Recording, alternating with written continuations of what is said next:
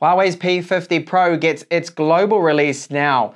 There is a slight change to the hardware. The chipset's no longer that Kirin 9000, but the Qualcomm Snapdragon 888 4G. So a slightly different version to the 5G 888s that I've been reviewing in the channel.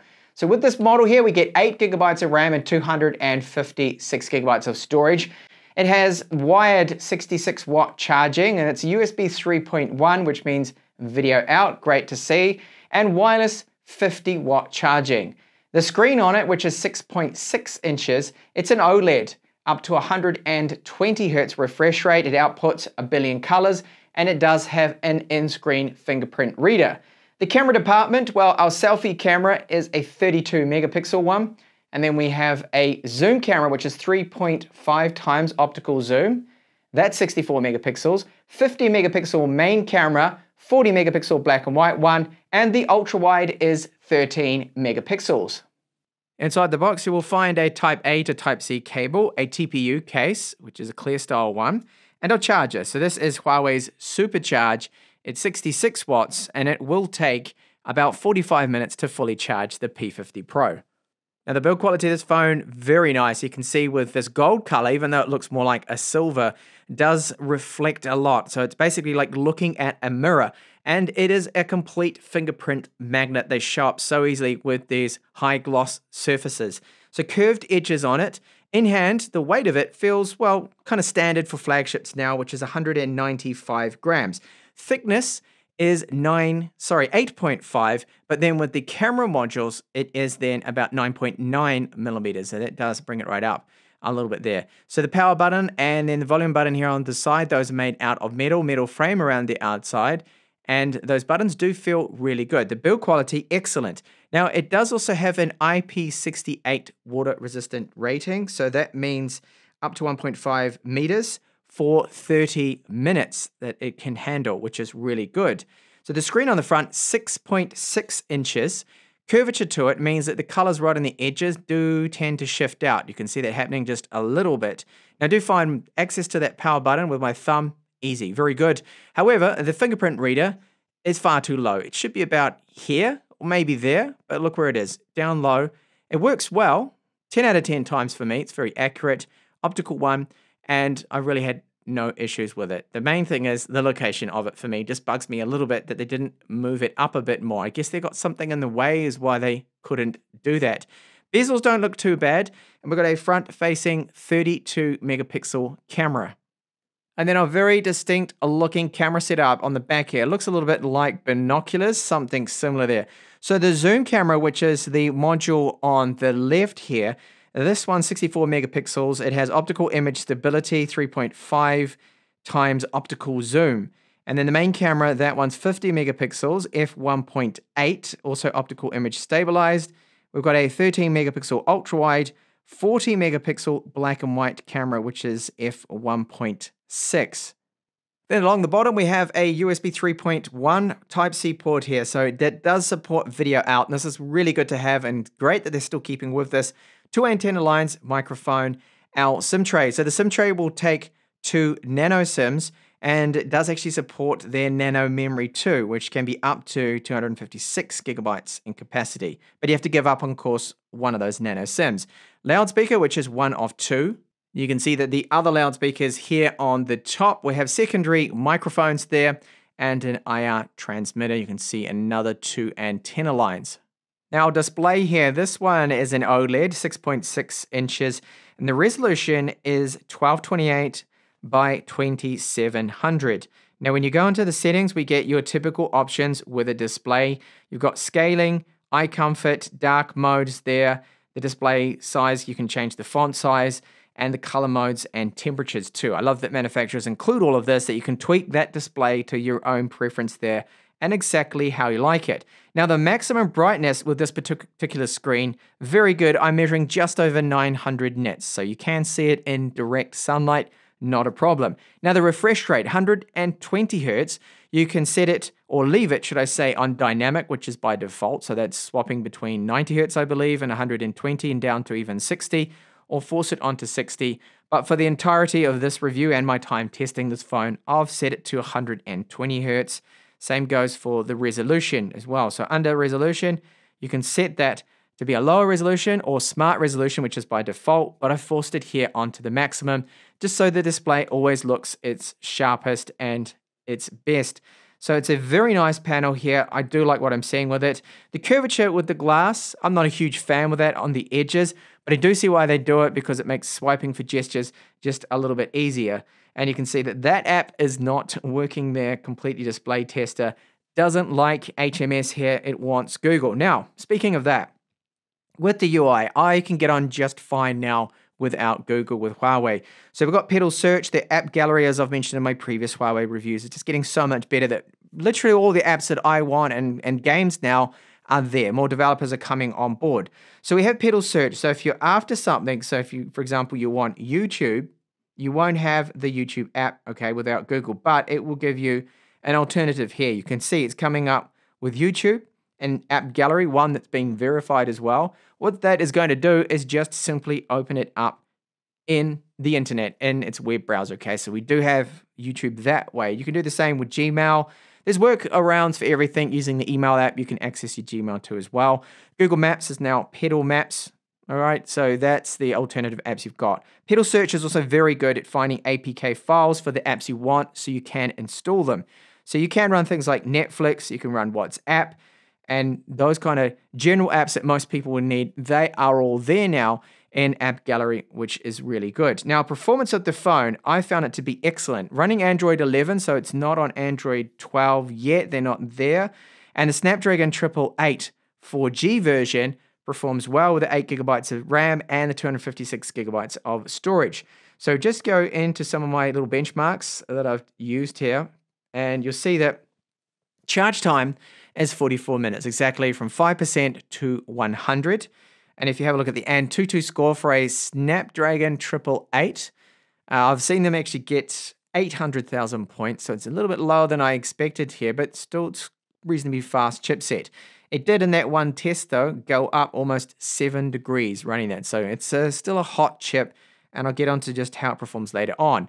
Battery life. So this was with the screen set to 120 hertz with my fixed battery life benchmark here. It will go for almost 10 hours. Now, realistically, you're looking at real-world use of about 7 hours, okay? That you're going to get 120 hertz. You set it to 60, you will get a lot more than that.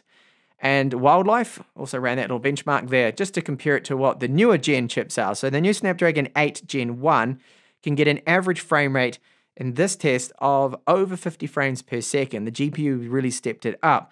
But this GPU, the Adreno 660, still good in all kind of games.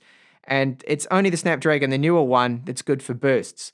Geekbench score, so the newer chip, the latest Gen 1, is over 1,000-point single-core score, but we're not, trust me, we're not missing out on too much. Out of the newer devices I've been testing now, the OnePlus 10 Pro and the Xiaomi 12 and the 12 Pro, those three Snapdragon 8 Gen 1s, they're about the same in real-world use performance as this.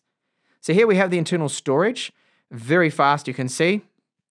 Great speeds, not going to hold up or bottleneck this system at all. And it does have a widevine level 1 cert, which is good. So Netflix is working in full HD. Amazon Prime Video isn't. That's standard definition. It hasn't been approved by this device by them. They have their own separate whitelist, it seems. So wireless speeds, very good. What you'd expect out of a flagship. Peak speeds around almost getting up towards 900 megabits per second. And the average speeds in the area where I test downstairs, still getting very good speeds, and I've had no problems with the range of it. GPS, typical Qualcomm chipset here, you get the accuracy cap of 3 meters. It gets a lock really quickly, and it does see a huge amount of satellites with that one. So that's it for the tests. The UI, the task manager, just want to point out, it's very, very quick. So the whole time I've been using it, I've experienced no bugs, no issues, no glitches or anything like that. It's stable. Task Manager doesn't seem too overly aggressive, killing apps, so you can multitask there quite nicely. And yes, some people, they can't live without Google. Well, I can. At least I know that I've got all their alternative apps, and App Gallery pretty much has everything now that I would need in a phone in there, which is good to see.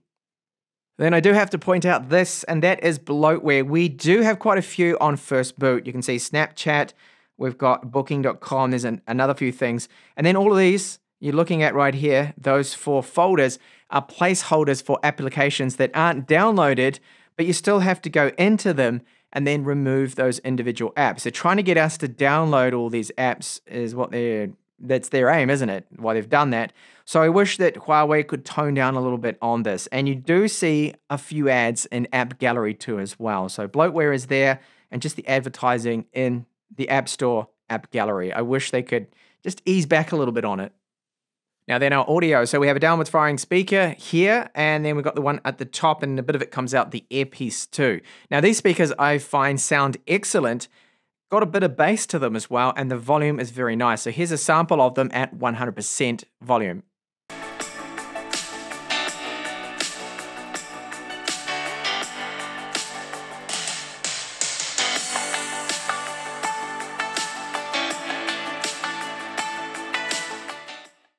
Gaming performance with the P50 Pro is very good. So the Snapdragon 888 is, yes, last gen. The Adreno 660 is still a very good GPU. It is a hot chip.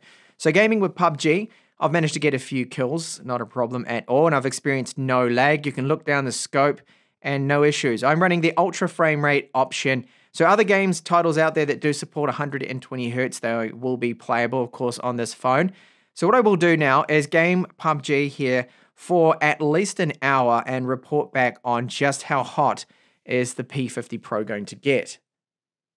The hottest point on the front of the screen, I've just exited out of PUBG after now an hour of gaming. So it did get up to, I've seen 37 degrees.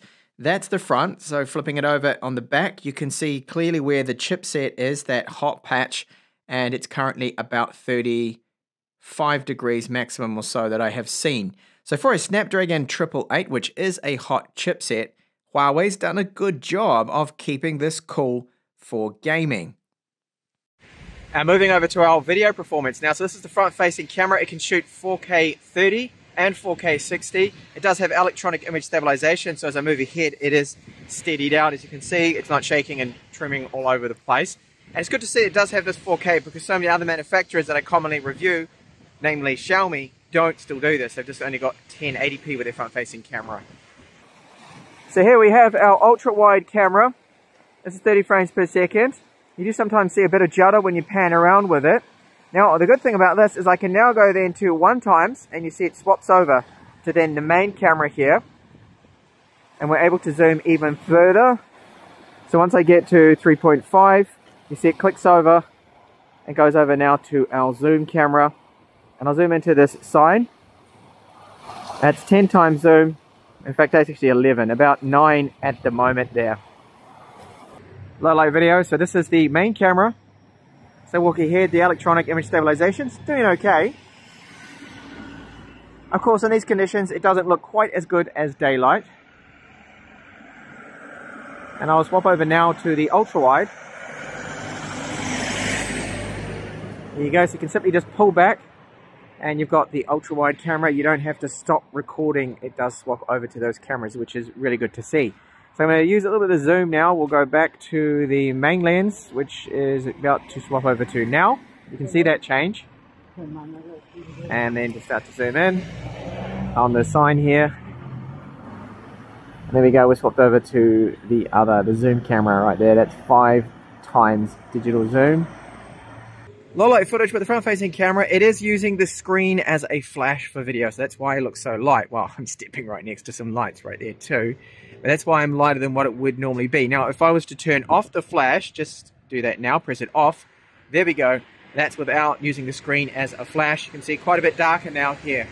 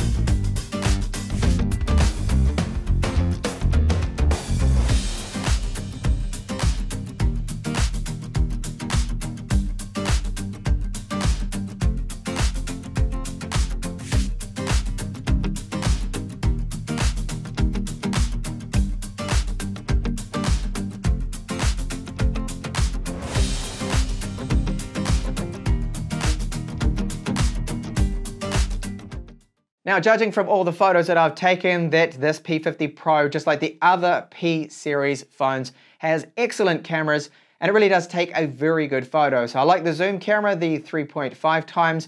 We've got the main camera, then the ultra wide. So quite versatile in that camera department.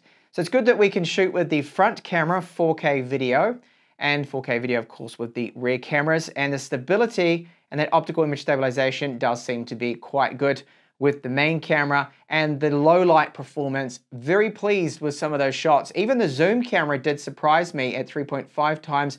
Normally, with the lens aperture, it wouldn't be as detailed and bright as it was when it came out. So good processing there on the software side of things. And great to see that there's still, with Leica, with the optics being used here in the P50 Pro. Performance of the phone, Snapdragon 888, yes it is last gen now, and it's only 4G. I don't think too many people are going to be put off by that, because do you have 5G in your area? Or maybe you are someone that does use 5G, you download a lot, then, well, you're going to be missing out on those 5G speeds, unfortunately, with this. Now, I do jump on to 4G Plus, and I've had no problems with it there. So battery life for 120 Hz screen and an OLED isn't actually too bad. You can typically see around about 6 to 7, maybe even 8 hours of on-screen time, but you will normally have to charge it after a day of heavy use, and that's typical. So the 66-watt charging, quite fast, about 45 minutes. Then you have the 50-watt charging, which takes just over an hour, which is quite quick for wireless charging there. That's great. Build quality, really good. IPX68, so that's great. And the fingerprint reader, no problems. Although, as I pointed out, I just think the fingerprint reader location is a little bit too low for my personal liking. I think they should have placed it a bit higher, would have been a lot more comfortable. I guess they expect people to hold it in one hand, then scan, and not try and do it one-handed. I guess that's what the design team, that's why it is there. So all up, I think this is an excellent phone, but of course, yes, it's for someone that maybe can live without your Google apps. Now, HMS and then the app gallery, definitely improving. I can actually live just fine without Google on my phone, because most of the apps that I would use, the common general ones and your messenger apps and all that, they're there in app gallery, and then pedal search can pick up and find the APK files that you can install. And a lot of developers have changed the way that their games are and some of their other applications, so they don't demand that they have Google services, which is good. So in a way, we're getting around that, and we're getting a lot more support from developers coming through too with Huawei's app gallery. Price-wise, this is where I think, yeah, okay, 1,200 euros. I do believe it's a bit steep. Don't get me wrong, it's fantastic hardware, really nice, but it is a last gen chipset, flagship one, but it's last gen.